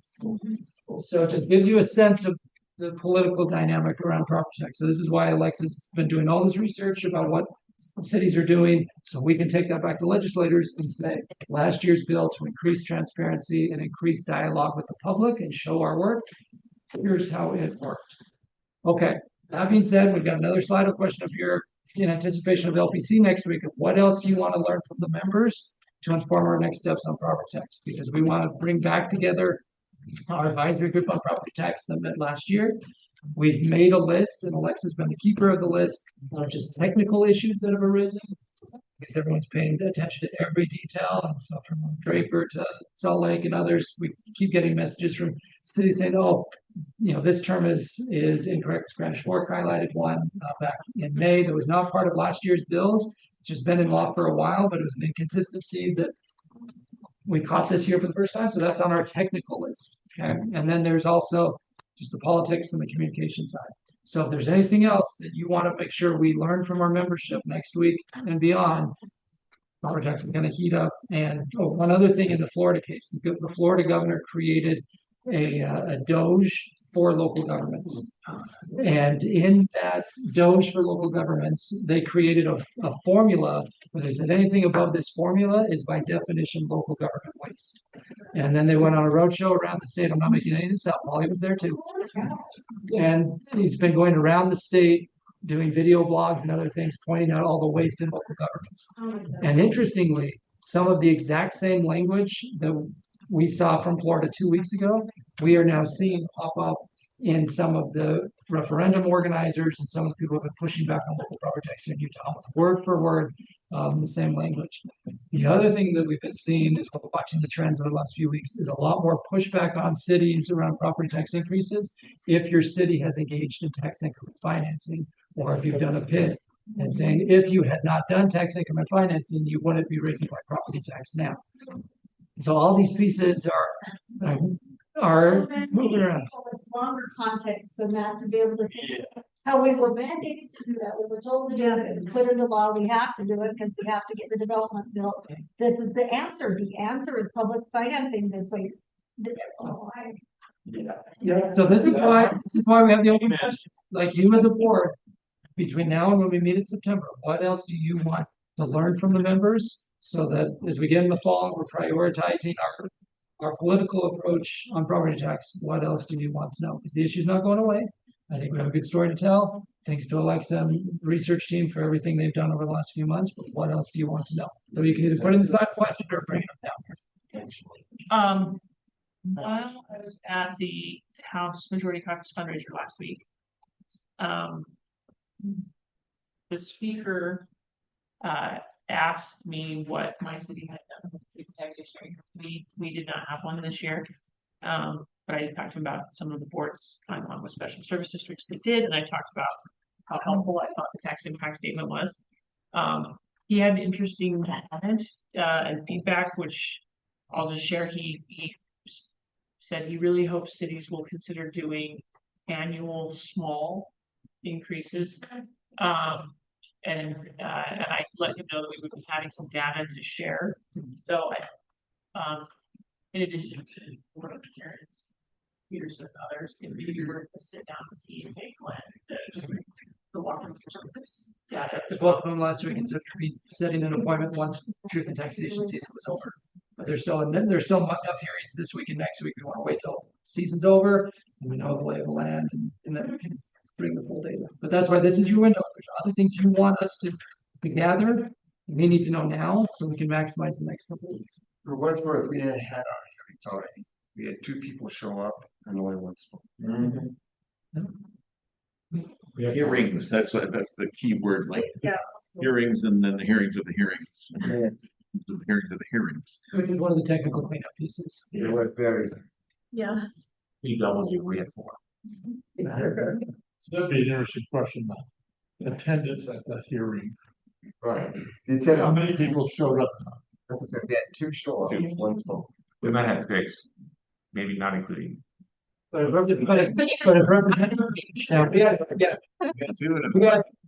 we had league staff go to quite a few truth and taxation hearings just so we could watch them. But if Representative Karen Peterson were here, she would say the whole purpose of her bill was to not increase the turnout in August, it was to increase the turnout in May. But the point is, it worked. Yeah, and I think, again, just based on the feedback, we had more people show up in May than otherwise. But that would be a good data point actually to ask next week is, did you see an increase in participation in May? So let's add that. Okay. I'm putting it in the Slido so that you guys will remember it. Sure. Okay. Okay, we're gonna keep going on the property tax front. So Justin, you want to ask a quick question on the process piece, and then I'll give an update on the 2 advisory committees, and then finish up with the. I do, and this is, we'll do this quick. This is sort of the start of a discussion, not the end of this discussion. We haven't passed a resolution for about 3 years at our annual conference. We used to do a lot more resolutions. For some of you, you may have never actually gone through the resolution process, and some of you have fond or less fond memories of certain resolutions, depending on what that looks like. Many other leagues around the country bifurcate the resolution process and a policy platform process. We don't really have anything that is a standing policy platform right now. And so that's all by way of background. The other thing that we do that many other leagues around the country don't do is we check in with our members all the time. During session, we meet every week in LPC. We meet, almost monthly during the off season. We're meeting with you as a board on the day to talk about policy issues. So from a policy platform or resolutions perspective, we almost have direct democracy here, where you get a way on pretty much everything we do. And so all of that background is to sort of pose a question as we go forward. And this is something I want you to think about. We can come back and talk about it next month as we come back into board. But what should our resolution/policy platform process look like? We've got a lot of old resolutions that are somewhat informative. Some of them help us. We look back and we say, yeah, that's correct. But we haven't had a resolution in years where we haven't also turned around to LPC and said, here's what our resolution says, but now we've got a bill. So what do we want to do with that? Do we follow the resolution, or do we have a negotiation or reason that we're not going to follow the resolution? Doing our resolutions annual in the fall puts us months away from session when we actually get around to debating the actual bills. So that's, again, a lot of background And you can get some quick feedback now, but kind of a plant in your mind going forward. What should this look like? Are resolutions something that we should be done with? Are the resolutions we should use at a different time? For example, do we have resolutions that are adopted by the board? More around local officials day. So the first of the session, we say, all right, now we kind of know what the playing field's like. Well, resolutions here. Do we have a policy platform that sort of lays out, here's where we are on both issues, and it's a little bit more vague, but it gives us some guidance going forward. The other thing is we've had some pretty stable leadership at the league. So we have some institutional memory. Heaven forbid if we got to a place where we're switching over on the regular with staff, then maybe resolutions matter more because that would be important. So I throw all of that out there to ask the question without expecting an answer right now, but for you to all go back and think about this. Well, what should our process look like as far as setting some more policies? Do we make a policy platform? Should we change what resolutions look like? Do we just talk to you so darn often it really doesn't matter what those resolutions say anyway? But what should that look like? So throw it out there. You can give me some gut reaction here in the 2 minutes we have left, except we still have to hit some other things. But really want to plant that question. So any initial thoughts or slide of this? Yeah, let's make a resolution on resolutions.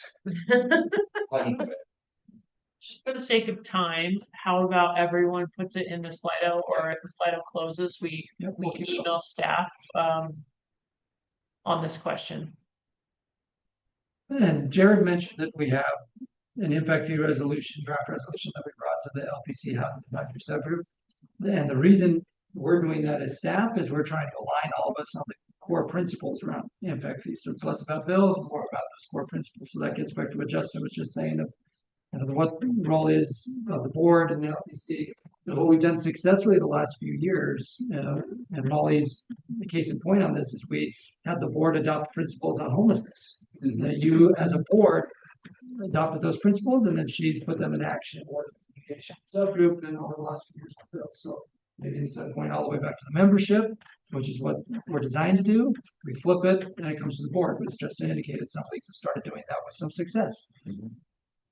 So anyway, these are open questions, and whether you fill it out now or think about it later, we want all the feedback. We'll have one other Slido question after this, which gets to what Mayor Burton was saying earlier about flock. Justin mentioned water. There are a lot of big issues that when we met in June hadn't really started yet and are now starting up. So the last Slido question that you can just advance to is if there's anything out there that you're hearing from your colleagues or in your city that you want to make sure is on our radar, let us know, because that'll help us build out the next few LPC agendas and the work groups and the like. So just anything else on the advocacy front? The only other thing on that is, and I mentioned it already, we are fortunate in that we do check in with our members very often. You are fortunate. We really don't have to guess very often where we're at on things. During the session, the officers know this, we have multiple calls a week, if not every day, when we're checking in on things. So, like I say, we have almost a direct democracy here. We're not having to guess a lot. So there's not necessarily anything broken with the system, but we do want to make sure that we're capturing things correctly and that we're getting input the right way. Whatever is the best way to help, you as board members and our larger membership feel like that they have input. Want to make sure that is there. So this isn't something is broken, we need to fix it. Is there a way we can do this that works better?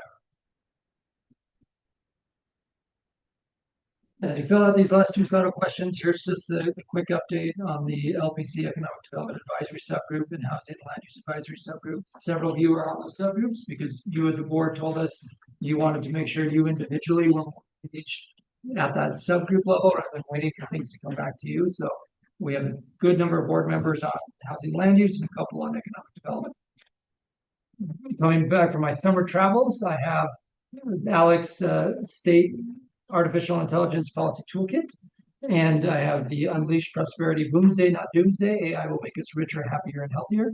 If anybody wants to take a look at these, because the primary focus of that ALEC conference was AI, data centers, and the like, and they're very familiar with our Box Elder County fact pattern in Utah. And that was what I spent a lot of time talking to our legislators with that about. And I think there's some interesting lessons learned and From that, and we got some good feedback from our economic development group around the Bud 4 test on tax increment financing, PIDs, and data centers.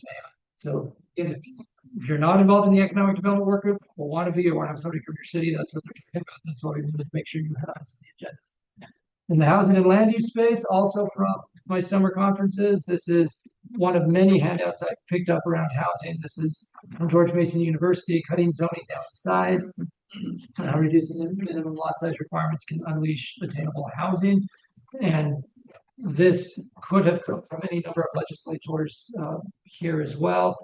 We've got some interesting case studies from some Utah cities that are doing some interesting things with zoning that we're going to be bringing forward internally over the next few weeks.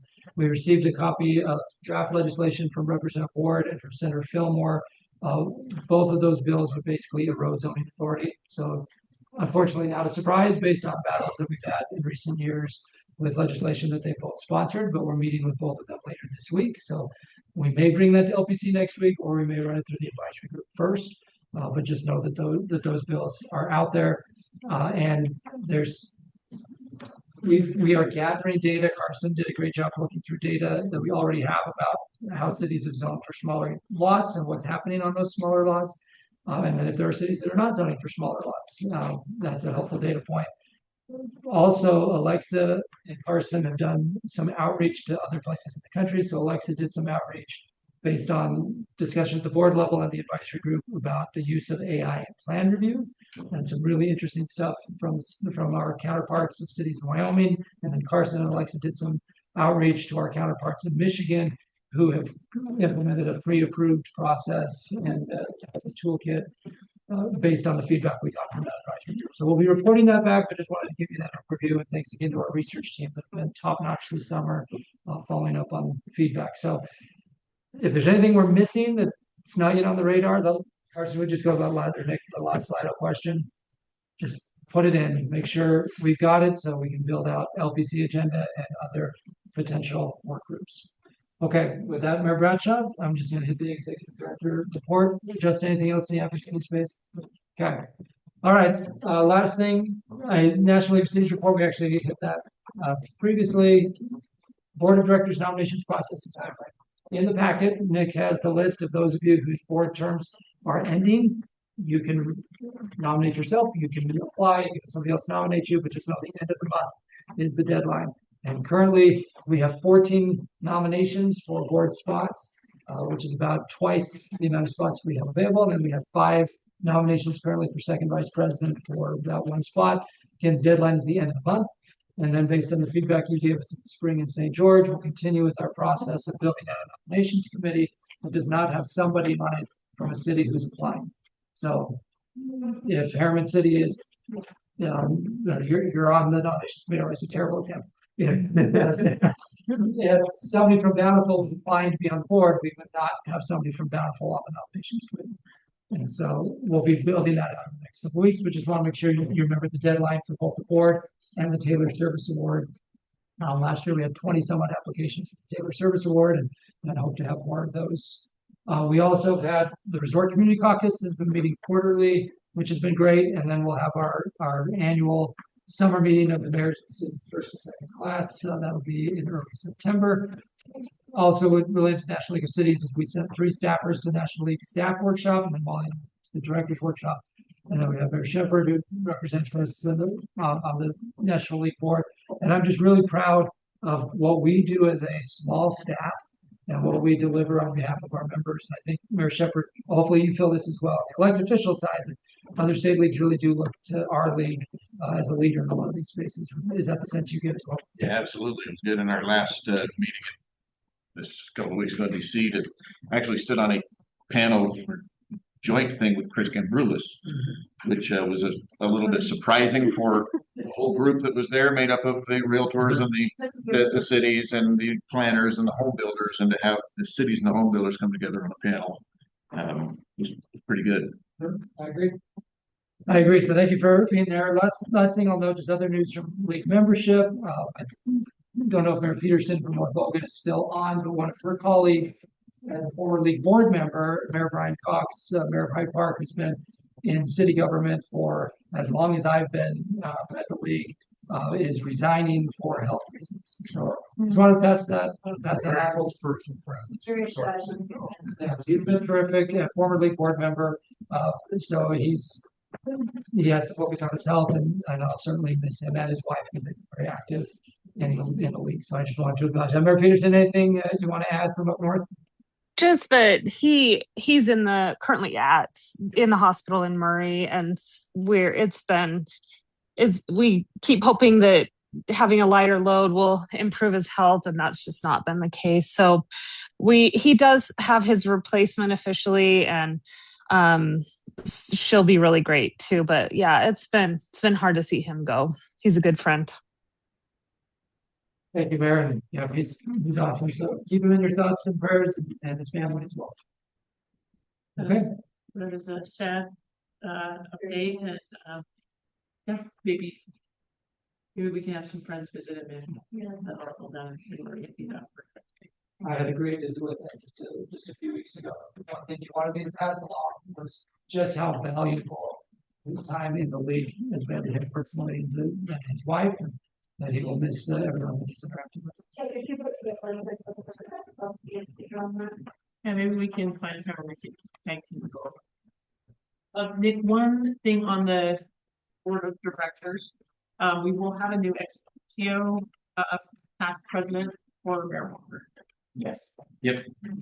Okay, we've reached the end of our meeting. As you know, the standard is we can't pack them, this will be jam-packed.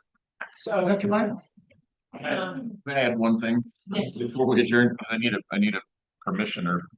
I've been asked again to run for the president of the National League of Cities.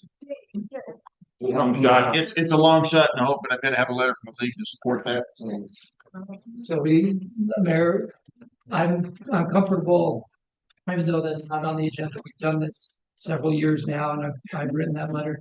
So I would just ask for like an affirmation support. Right on. Giving it head nod, your thumbs up. Thank you. That's part of time. Okay, with that, I'll take a motion to adjourn. All in favor of adjourning, please say aye. Aye. Good. Thanks, everybody. Thank you all for your work. For seeing you all in Saratoga Springs. That's right. Pleasure.